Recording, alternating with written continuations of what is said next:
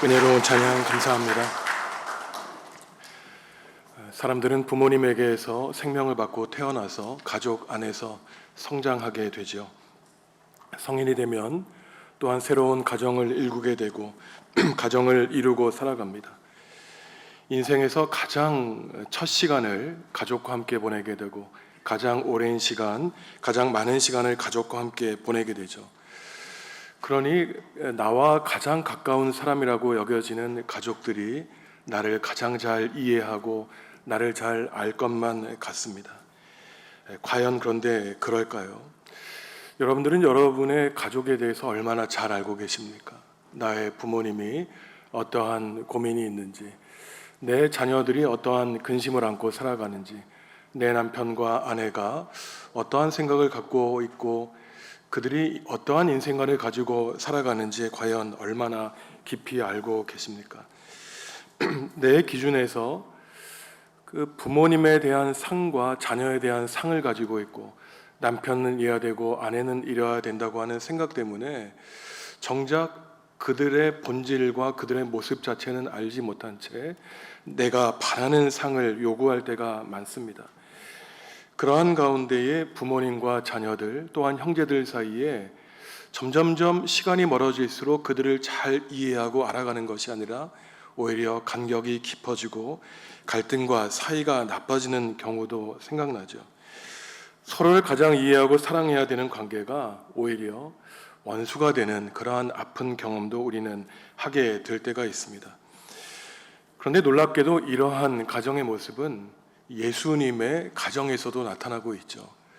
오늘 말씀을 보면은 노골적으로 예수님의 가족들이 예수님을 가르쳐 미쳤다고 하는 세상 사람들, 그리고 귀신이 들렸다고 하는 소문에 영향을 받게 됩니다. 오늘 이러한 과정 가운데 하나님은 우리에게 참된 가정은 도대체 어떠한 가정이 되어야 되는가? 우리가 가정을 떠나 삶을 마친 이후에는 그러면 그 가정의 의미는 어떻게 되는가에 대해서 하나님의 말씀을 함께 깨달아 보려고 합니다.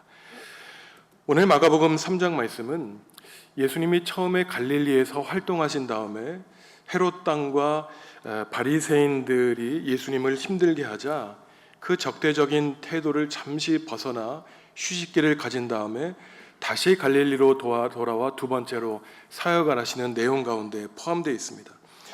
예수님은 갈릴리를 잠시 떠나신 다음에 무엇을 하셨냐 하면은 12 제자들을 불러 모으셨죠.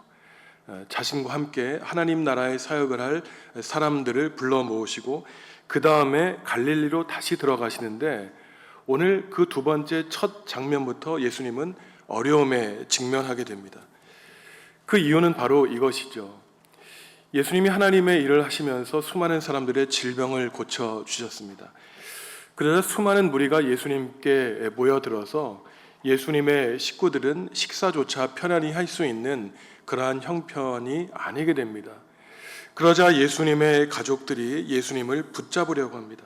왜냐하면 예수님이 미쳤다는 소문을 들었기 때문입니다. 이러한 소문이 돌게 된 데에는 예수님의 가르침이 기존의 유대교 지도자들과의 가르침과는 너무나 다르게 혁신적이었기 때문입니다. 예수님의 말씀과 행동은 이전까지 사람들이 본 것과는 너무나 달랐기 때문인 것이죠. 가장 자신을 잘 이해해주고 자신을 도와줘야 될 가족들이 오히려 예수님의 참모습을 이해하지를 못합니다. 세상 사람들이야 그러할 수 있었겠죠. 하지만 예수님의 가족들은 예수님이 미쳤다고 한 그 이야기를 들어서 예수님을 붙들려고 하고 있습니다.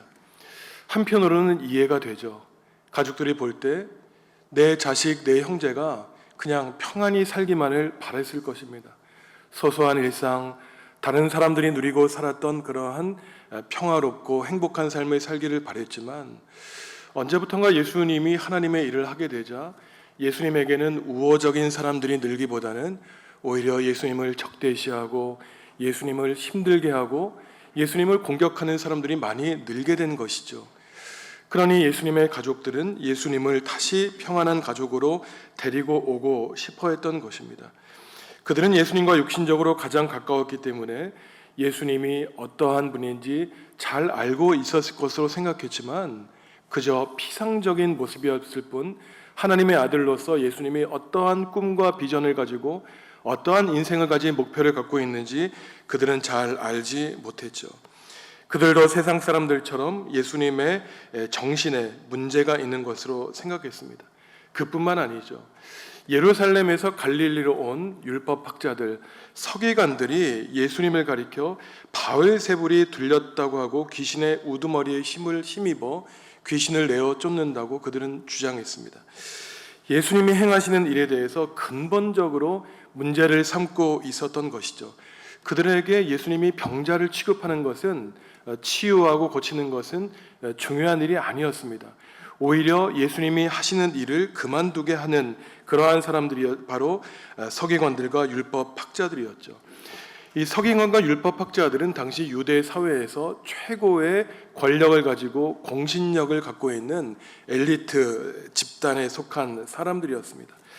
예수님이 바알세불에 들렸다고 할 때 이 바알세불은 블레셋의 신의 이름으로 파리의 주인, 그러한 사탄의 우두머리를 읽는 이름이었습니다. 율법학자들은 예수님이 하나님의 일을 하는 것이 아니라 오히려 귀신의 힘을 힘입어 귀신을 내어 쫓는다고 주장을 했는데 바로 그럴 만한 이유와 근거가 있었죠. 왜냐하면 예수님에 대해서 율법학자들은 엄청난 적대감에 있었기 때문에 예수님이 사람들의 눈앞에서 아무리 수많은 귀신들을 내어 쫓는다고 할지라도 그것이 바로 하나님의 능력에서 온 것이라고 주장할 수 없었던 것입니다. 그렇다면 예수님의 권능을 인정할 수밖에 없었던 것이죠. 그러니 아무리 예수님이 선한 일을 할지라도 그 근본에는 바로 바알세불, 사탄에게 있다고 서기관들과 율법학자들은 결론 내릴 수밖에 없었던 것입니다. 예수님이 행하시는 일이 하나님으로부터 온 것이라면 바로 예수님을 인정해야 됐기 때문인 것이죠. 예수님이 사람들에게 수많은 인기를 얻게 되고 자신들의 영향력이 감소되게 되자 예수님을 인격적으로 모독하고 공격할 수밖에 없었던 것입니다. 바로 예수님이 공적인 삶을 살았던 공생의 초기에서부터 겪었던 예수님의 고통이었죠. 예수님의 친족은 어떠한 사람입니까? 바로 피로 맺어진 바로 가장 가까운 사람들, 인륜에 해당하는 사람들입니다. 서기관과 율법학자들은 정통 신학자들에 해당하죠. 하지만 이들은 사람들에게 인정받고 예수님과 가장 가까이 있는 사람일지 모르지만 성경에서 이들에 대해서 무엇이라고 평가하냐면은 예수님 밖에 있는 사람들, 외인이라고 부르고 있습니다. 이들은 육신에 속한 사람들로 육의 일만을 생각하는 사람들이었죠. 세상 물정에는 정통할지 모르지만 하나님의 일, 성령님의 신비에 대해서는 전혀 알지 못하는 수준 낮은 사람들이었습니다. 그때 예수님의 마음이 과연 어떠했을까요? 여러분들에게 사람들, 특히 여러분들을 가장 잘 아는 가족들이 찾아와서 귀신 들렸다, 정신 차렸다, 정신 차려라, 미쳤다 그러면은 예수님의 마음은 과연 어떻겠습니까? 2000년 전 과연 예수님의 심정이 어떠했을까요? 여러분이라면 어떻게 반응하시겠습니까? 서기관과 율법학자들에게 예수님은 비유를 들어서 반박하십니다. 강한 사람의 비유였어요.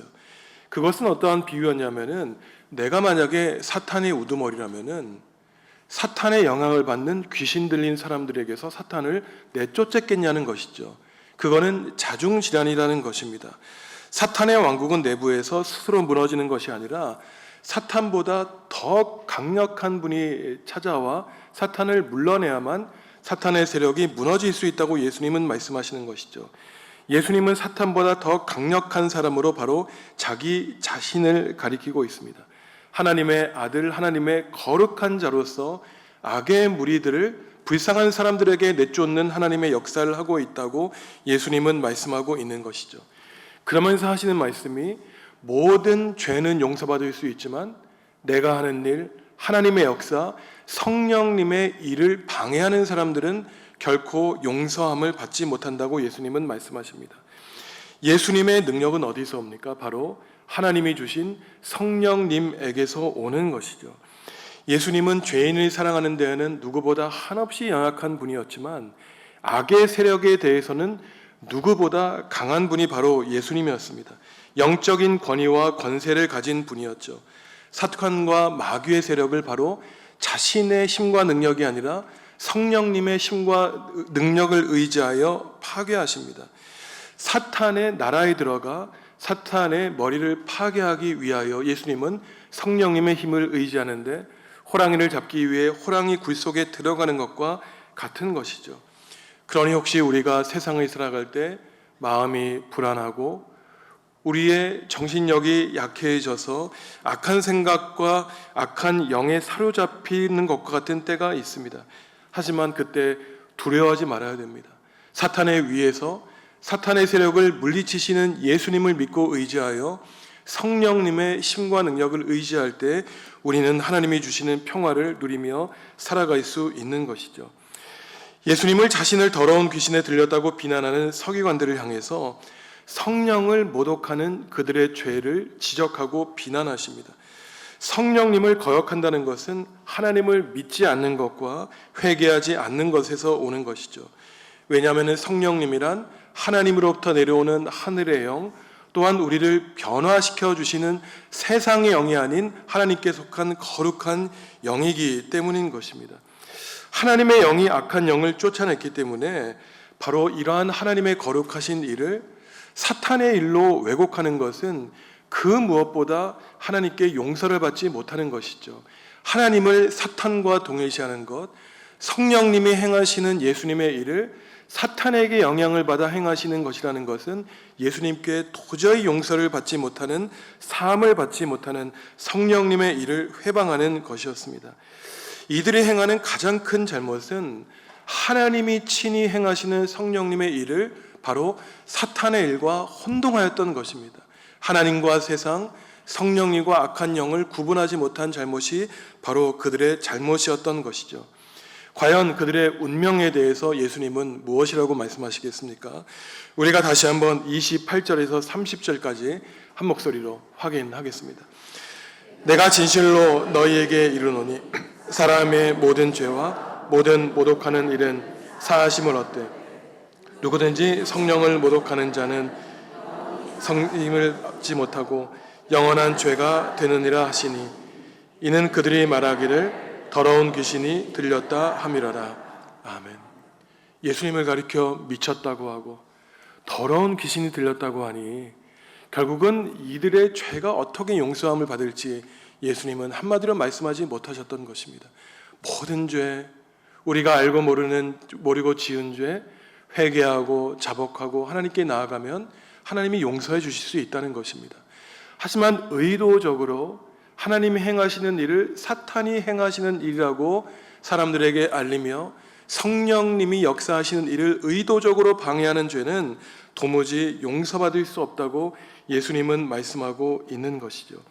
예수님이 행하시는 거룩한 일, 하나님 나라의 복음을 전파하시고 병든 자들을 고치시며 죄와 고난에 빠져있는 구원하는 이러한 일을 사탄에게 영향받은 일, 귀신에 힘입어 행하는 것이라고 주장하는 것, 이렇게 말하는 것보다 더 두려운 죄가 없는 것이죠. 이것이 바로 성령님을 모독하는 죄이고 영원히 용서받지 못하는 죄라고 예수님은 말씀하고 있는 것입니다. 예수님이 이처럼 성령을 회방하는 죄에 대해서 서기관들, 율법학자들에게 설명하실 때 바로 그때 예수님의 가족들이 예수님을 찾아와 사람들을 보내죠. 내 아들과 내 형제를 보내달라고 요청하는 것입니다. 그때 예수님이 질문하세요. 누가 내 어머니이고 내 형제들이냐? 참 가관이죠. 지금 이 질문을 하는 것은 바로 내 육신의 어머니와 형제들 앞에 하는 것입니다. 만약에 제가 제 부모님과 제 형제들 앞에서 누가 제 부모님이고 누가 제 형제들입니까? 라고 말한다면 제 부모님과 제 형제들의 마음이 어떻겠습니까? 너무 성경을 많이 읽고 기도했더니 내 아들이 미쳤구나 이러지 않겠습니까? 지금 가족들의 반응이 이런 것이에요. 사람들이 볼 때에는 예수님이 바로 이러한 말을 했기 때문에 미쳤다고 했을 것입니다. 제정신이 아니구나. 이제 인륜을 저버렸구나. 이제는 자신의 어머니와 형제들이 모른지 예수님은 질문하고 있구나. 예수님은 바로 이러한 도무지 인간적으로는 이해할 수 없는 질문을 가족들과 세상 사람들에게 하는 것입니다. 도대체 예수님이 왜 이러한 말씀을 하셨을까요? 이 사람이 바로 내 어머니다. 여기 있는 자들이 내 형제들이라고 말하실 것 같은데 예수님은 그렇게 말씀하시지 않습니다.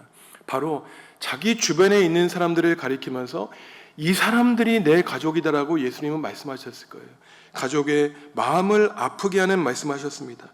도대체 왜 예수님은 이러한 말씀을 하셨을까요? 그것을 알기 위해서는 예수님의 삶의 목적을 아셔야 됩니다. 하나님 아버지가 왜 아들 예수 그리스도를 이 땅에 보내주셨는지 그 이유와 목적을 아셔야 돼요. 우리가 바로 예수님의 제자로서 살아간다는 것은 이러한 예수님의 질문에 동조하고 분명하게 대답해야 된다는 것인데, 이것은 바로 어쩌면 세상 사람들이 볼 때 미쳤다고 하는 위험한 평가를 받을 수도 있는 일이라는 것입니다. 예수님이 이러한 말씀을 하신 데에는 분명한 목적이 있죠. 예수님이 단지 이 땅에 오신 이유는 혈통으로 맺어진 가족들과 함께 소소한 일생, 행복한 삶을 살기 위해서 온 것이 아니기 때문인 것입니다. 예수님이 이러한 말씀을 하신 것은 우리가 유한한 인생, 이 땅에서 살아갈 때 피로 맺어진 어쩔 수 없는 가족관계가 있지만, 하나님이 바라시는 것은 우리가 일상을 살아가며 우리에게 주어진 인생을 살아가며 단지 이러한 혈통적인 관계 안에 매몰되어 살아가는 것이 아니라 죽음 이후에 있을, 아니 지금 이 땅에서 살아갈 더 확대된 가족이 있다는 것입니다. 그것은 바로 오늘 예수님 말씀하시기를 하나님의 뜻대로 행하는 자가 바로 내 어머니요 내 가족이라고 말씀하시는 것이죠. 물론 가족이 중요합니다. 가족을 위해 살아가는 것은 중요하죠. 하지만 어떠한 사람들을 볼 때에는 오히려 너무나 가족 중심적이고 가족만을 위하는 사람들 때문에 그 가족 이외의 공동체를 어려움에 빠뜨리는 사람들이 있다는 것이에요. 가족을 넘어서는 하나님의 뜻, 가족을 넘어서는 하나님 나라를 일구고자 하시는 하나님의 엄중하고 거룩한 뜻이 있는데, 내 어머니가 그렇게 말씀하시니, 내 자녀가 바라는 것이니 그것을 확대된 공동체에 요구하니 그것이야말로 하나님의 일을 방해하는 것이라고 예수님은 말씀하시는 것입니다. 예수님이 말씀하시죠. 하나님의 뜻을 바르게 분별하고 하나님의 뜻을 행하는 자가 내 어머니요 형제 자매라고 말씀하십니다. 여기에서 하나님의 뜻대로 행하는 자라고 하는 것은 예수님을 하나님이 보내신 메시아로 믿고 고백하며 믿음으로써 하나님이 베풀어 주신 구원의 관계 속으로 들어오는 것이 바로 하나님의 뜻대로 행하는 자가 의미하는 바입니다. 더 나아가 자기를 부인하고 예수님이 십자가의 길을 걸어가신 그 길을 따라 예수님의 십자가를 지는 제자가 되는 길까지 가는 것이 바로 하나님의 뜻을 분별하고 행하는 자가 되는 것이죠. 가족을 먹여 살리기 위해 내 가족을 보위하고 그들의 삶을 위해 살아가는 것만이 하나님의 뜻이 아니라는 것입니다. 오늘 예수님 말씀하시기를 이러한 자가 누구든지 하나님의 가족이 될 수 있다는 것에 대해서, 우리의 가족은 피로 맺어진 관계이기 때문에 분명한 한계가 있지만 하나님의 가족에는 인종과 사회적인 구별과 차별이 없다고 예수님은 분명히 말씀하시면서 바로 내 밖에 있는 서기관 율법학자들이 내 가족, 또한 피로 맺어졌지만 정작 나를 이해하지 못하고 나를 가족의 한계 안에 가두어 버리는 내 어머니, 내 형제들이라면 그들은 외인이지만 지금 내 주위에 둘러앉아 하나님 나라의 복음을 듣는 바로 이 사람들이 나에게 속한 내부인들, 나의 가족이라고 예수님은 말씀하고 계십니다. 누구든지 하나님의 뜻에 귀를 열고 마음을 여는 사람이 예수님에게 속한 사람인 거죠. 혈통이 하나님의 가족이 된다는 것을 보장하지 않습니다. 예수님이 말씀하시지 않습니까? 아브라함의 자손들 웃긴다고 하셨어요. 지금 내 앞에 있는 이 돌들을 가지고도 아브라함의 자손을 만들 수 있다고 하셨습니다. 아브라함의 자손, 피로 맺은 자손이라고 해서 하나님 나라로 들어가는 것이 아니라 그것을 뛰어넘어 하나님의 뜻을 분별하고 예수 그리스도를 믿는 사람들이 바로 유한한 가족이 아닌 영원한 천국에서의 영원하신 예수님과 함께 벗삼아 살아가는 가족이 될 것이라고 예수님은 우리에게 확실하게 말씀해 주셨습니다.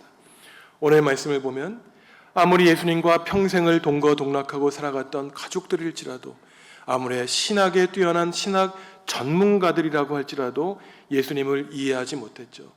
예수님이 누구신가 바르게 이해하기 위해서는 우리는 오늘 말씀에서 예수님이 들려주신 것처럼 예수님을 회방할 때 예수님을 깨닫는 것이 아니라 성령님의 감화 감동을 받을 때 도대체 예수님이 나에게 어떠한 의미가 있고 예수님을 따라간다는 삶은 어떠한 뜻이 있는지 우리는 바르게 깨달아 알아갈 수 있는 것입니다.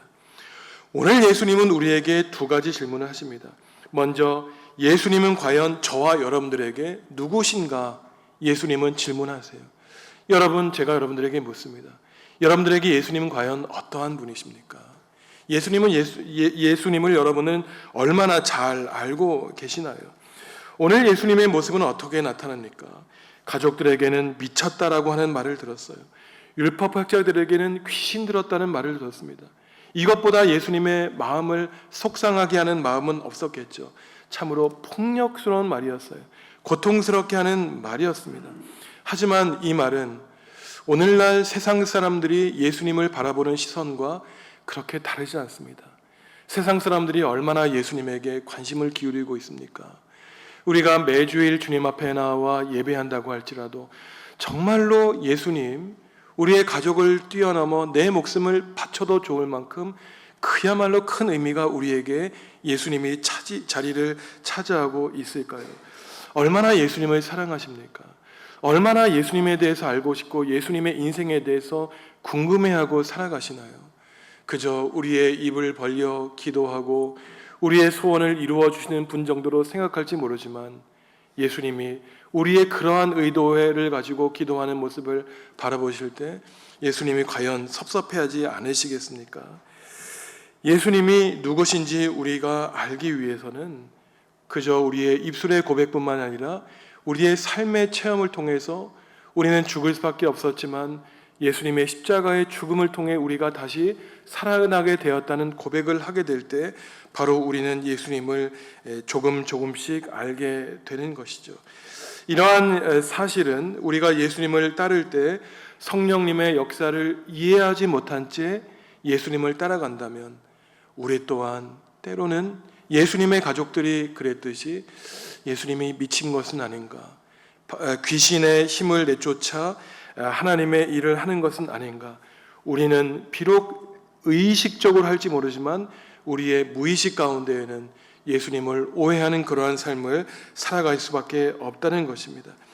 그들이 가진 세상의 힘으로 율법학자들이 성령님의 역사, 하나님의 나라를 거부하고 자신들의 힘을 과시하기 위하여 예수님을 비난할 수밖에 없었던 율법학자들, 서기관들의 길을 우리도 따라가는 것은 다름 아니라 예수님을 우리 인생에 부차적인 가치에 놓고 우리의 삶을 높인다면 우리 또한 서기관들 또한 율법학자들의 인생과 다를 바 없다는 것이죠. 바로 예수님은 그러한 친척들과 율법학자들에게 누가 나의 어머니요 내 동생들이냐고 비참한 마음, 안타까운 마음을 가지고 질문하고 계신 것입니다. 아무리 피로 맺어졌던 관계라 할지라도 하나님의 일을 방해한다면 그것은 내 참된 가족이 아니요 오히려 성령을 방해하는 사람들이라고 예수님은 가르침을 주시는 것이죠. 예수님이 왜 우리에게 찾아와 주셨습니까? 왜 성령님을 보내주셨을까요? 하나님이 독생자 예수 그리스도를 우리에게 보내주신 이유는 죄와 고난에 빠져 허덕이는 우리를 도와주시고 구원해 주시기 위해 이 땅에 예수님을 보내주셨습니다. 예수님은 어떠한 일을 하셨습니까? 죄와 고난의 노예로 살아가는 우리들에게 자유의 복음을 전해주셨어요. 우리가 죄에서 해방되어 이 세상 마음껏 살아가는 자유인으로 살기를 바라셨습니다.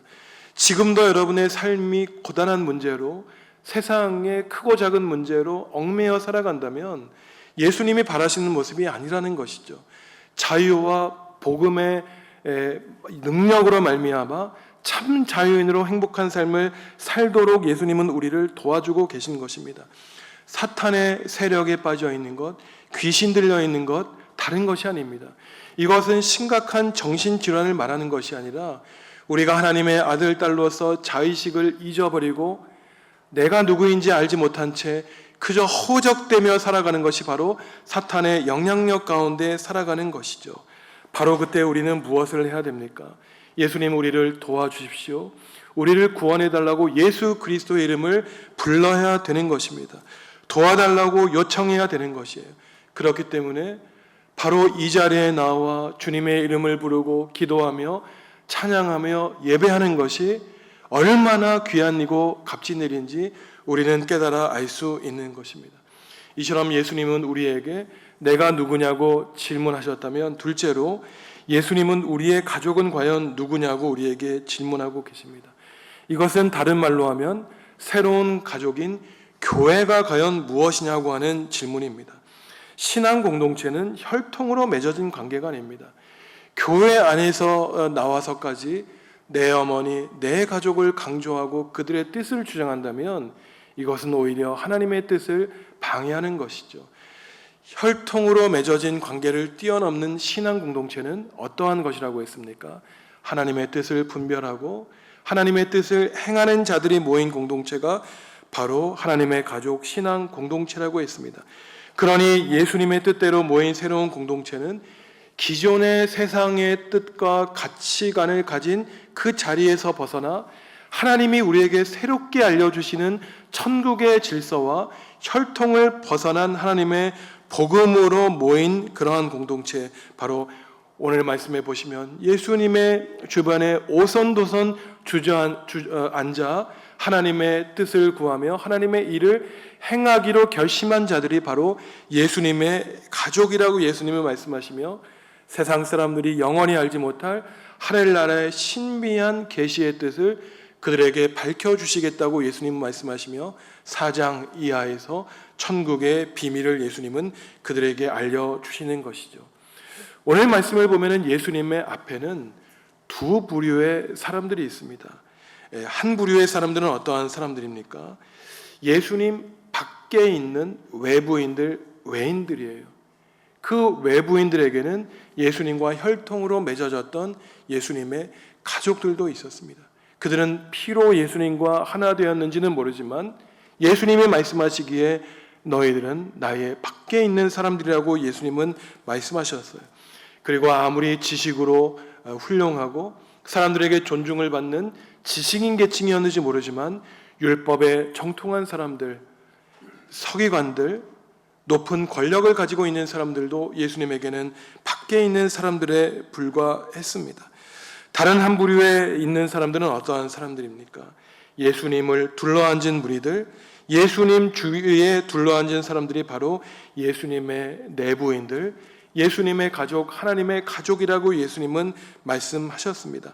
왜냐하면 피로 맺어진 혈통의 한계를 벗어나 하나님의 뜻을 분별하고 하나님의 구원의 역사를 감당하기 위해 결심하고 하나님 앞에 나아온 용감한 사람들이기 때문인 것이죠. 저와 여러분 앞에도 두 가지 길이 있습니다. 살아있는 나날 가운데 예수님 밖에 머물러서 영원히 예수님의 외인으로 살아가는 길과 예수님 안에 들어가 포도나무의 가지로서 살아가는 예수님의 가족으로 살아가는 길인 것이죠. 성도 여러분, 간절히 부탁드립니다. 예수님 안에 머무르십시오. 예수님 안에 머물러 예수님의 가족으로 하나님의 뜻을 분별하고 하나님의 뜻을 실천하는 하나님의 백성, 하나님의 가족으로 살아가시기 바랍니다. 도대체 예수님 밖에 머물러 세상에서 행복을 추구한다고 할지라도 우리의 그 노력, 어떠한 결실을 맺으셨습니까? 때로는 따분하고 때로는 세상 사람들이 볼 때에는 한심해 보일지 모르지만 예수님 주변에 오손도손 둘러앉아 예수님이 어떠한 분이신지, 예수님이 나에게 주시고자 하는 그 뜻이 무엇인지 깊이 묵상하고 상고하고 살아갈 때 예수님이 영원히 우리와 함께 하십니다. 미쳤다는 말을 들으신 그 예수님, 귀신에 들렸다고 그 아픈 상처를 입은 예수님이 세상에 모진 고통과 어려움을 겪고 있는 우리의 상처와 아픔을 이해하시고 영원토록 우리의 마음을 어루만져 주시고 우리를 예수 그리스도의 자녀로 삼아 주실 것입니다. 사랑하는 성도 여러분, 오늘 거룩한 주일을 보내시면서 이 한 가지 사실 잘 묵상하시면 좋겠어요. 예수님이 나에게 어떠한 분이신가? 이것을 묵상하신 다음에 우리가 한 목소리로 고백하면 좋겠습니다. 예수님, 저는 어떠한 사람으로 살아야 되겠습니까? 예수님 밖에서 세상에서 방황하는 사람이 아니라 예수님 안에 머물며 하나님의 뜻이 무엇인지 깊이 묵상하고 고민하여 내 인생, 한 번 주어진 인생 의미 있는 인생, 보람 있는 인생을 살겠습니다. 우리가 함께 다짐하면 좋겠습니다. 또한 오늘 거룩한 하루를 보내며 혹시나 나의 예수님을 향한 믿음 습관화되지는 않았는가? 말로는 예수를 그리스도라고 고백하지만 나를 위해 십자가에서 피를 흘리신 그 예수님의 값진 그 복음의 소식, 내가 얼마나 귀하게 여기고 살았는지, 그 복음을 위해 내 삶을 과연 바칠 수 있는 것인지 우리 자신의 인생을 돌아보기 바랍니다. 하나님의 뜻대로 행하는 사람이 예수님의 어머니요 형제 자매라고 말씀을 드렸습니다. 우리의 남은 인생 하나님의 바른 뜻을 분별하고 하나님의 뜻대로 살아가 너무나 영광스러운 말씀, 당신이야말로 내 아버지 어머니, 내 동생, 내 형님이었다고 하는 놀라운 예수님의 축복의 말씀을 이루며 살아가는 사랑하는 성도 여러분들이 되시기를 주님의 이름으로 간절히 기원합니다. 하나님, 죽을 수밖에 없는 운명에 처했던 우리를 불쌍히 여겨셔서 구원하시고 하나님의 자녀 삼아주시니 감사합니다. 또한 주님이 먼저 걸어가신 십자가의 길을 따라갈 수 있는 은혜 주심도 감사합니다. 이 길이 힘든 길이어서 낙심할 때가 있습니다. 그때마다 우리의 영적인 가족인 교회 공동체를 위하여 위로 얻게 하시고 소망을 찾게 하여 주시옵소서. 그리하여 우리가 예수님 안에서 한 가족임을 깨닫게 하여 주시옵소서. 우리가 달려갈 길을 다 마친 후에 우리 주변에 나 홀로 있었던 것이 아니라 믿음의 가족, 하나님의 백성들이 있었음을 기억하고 감사하게 하여 주시옵소서. 우리를 위해 십자가의 고통 당하시고 돌아가신 예수님의 이름으로 기도하옵나이다. 아멘.